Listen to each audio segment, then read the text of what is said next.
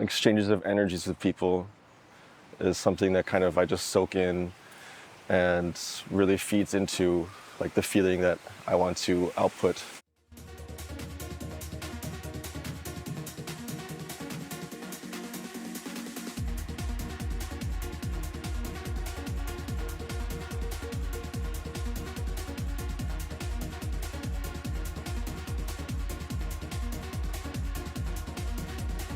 I don't really have too much of a preset idea in mind or like a sound in mind. I just walk into the studio, turn all the machines on, and just see where things take me and try to keep things spontaneous. I feel like if I have too much of a set idea walking in, it gives less space for me to like just have fun and make some mistakes, because a lot of the time it's the mistakes. And the biggest like thing for me that kind of was a breakthrough was letting go and just trying to have fun and like not taking things too seriously.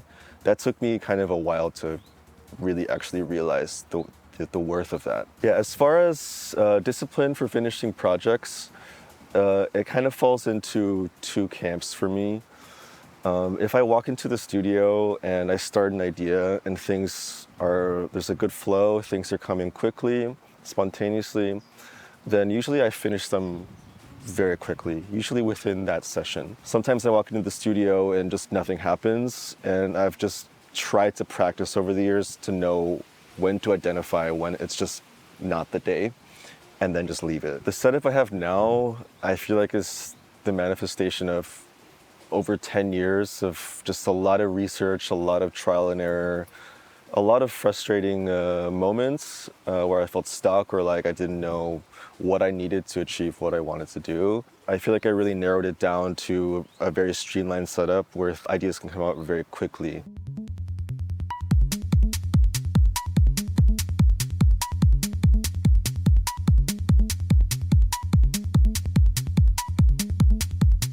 The approach of my studio is a hybrid approach, and essentially the heart of the studio, my studio right now, is this Circlon sequencer, and that's taking care of sequencing all of the hardware that I have. So like the synthesizers here, clocking the drum machine here and here, as well as triggering some of the Eurorec percussion modules as well. All of the sound sources are being routed, multi-tracked into Ableton, where I can apply some effects, and then all of the individual channels are running to the summing mixer over here, and then being summed and going through either the mixing rack over here or the two-bus mastering rack over here. The Behringer RD9, it's just a 909 clone, and I like to use it for the really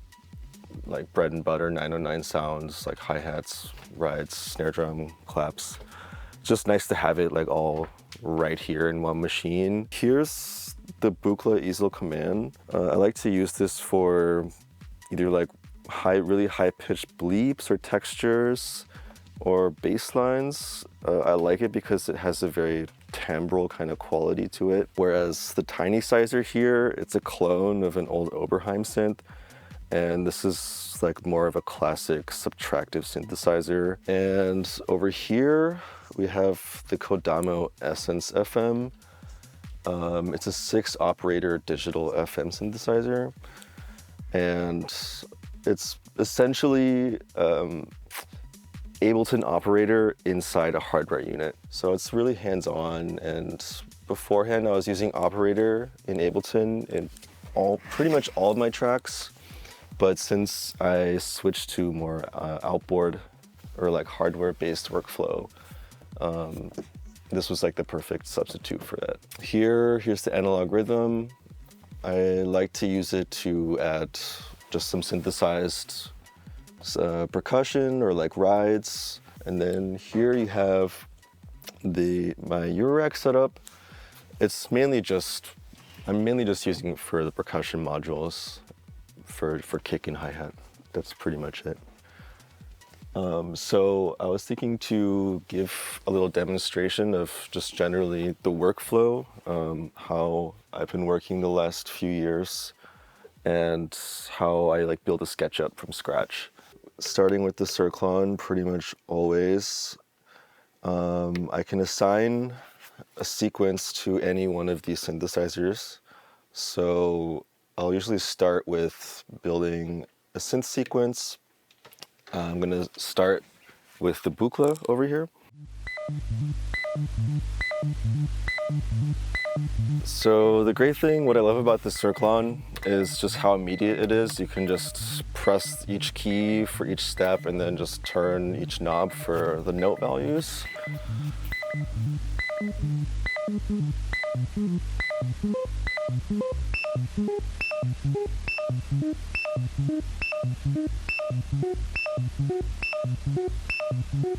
And just rinse and repeat until you find a pattern that you like.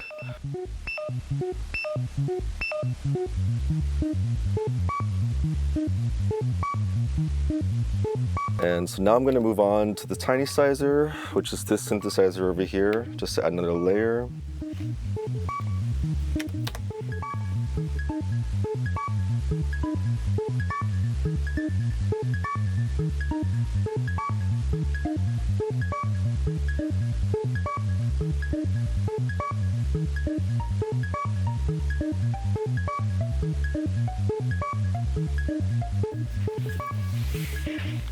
All right, and then we can start adding some percussions. So I'm just gonna add a 4/4 kick drum, which is from the Circlon, triggering one of the kick drum modules over here.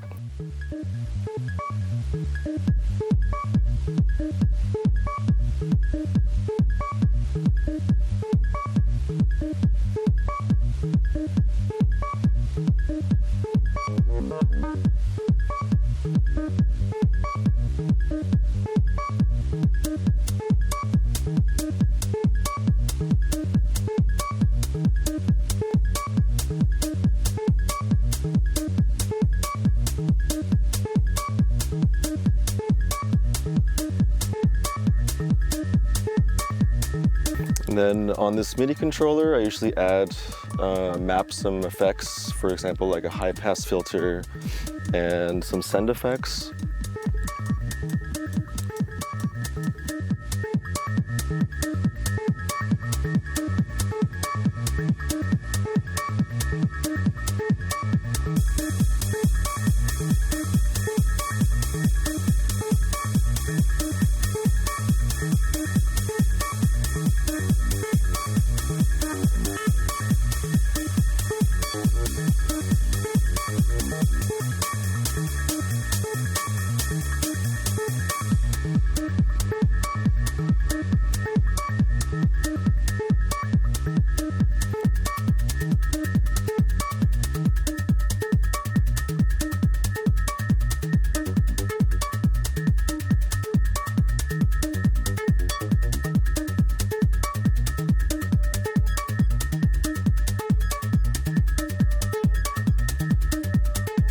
So yeah, that's pretty much how I build the basis of a sketch for most of my tracks these days.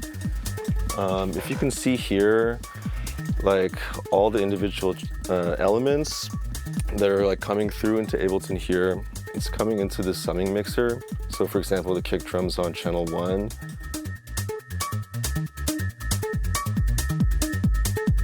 And then that sums it all into this 2-bus rack where there's just like some compression, some EQ. Yeah, two compressors, 2 EQs, and an analog to digital converter.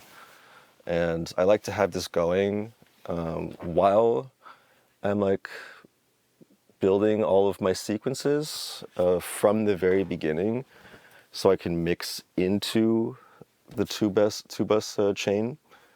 So I can like build all the elements running into the EQ, into the compression from the very beginning, rather than adding it at the end, just so I can maximize like the pumping effect with the compression for adding kind of like groove with the processing.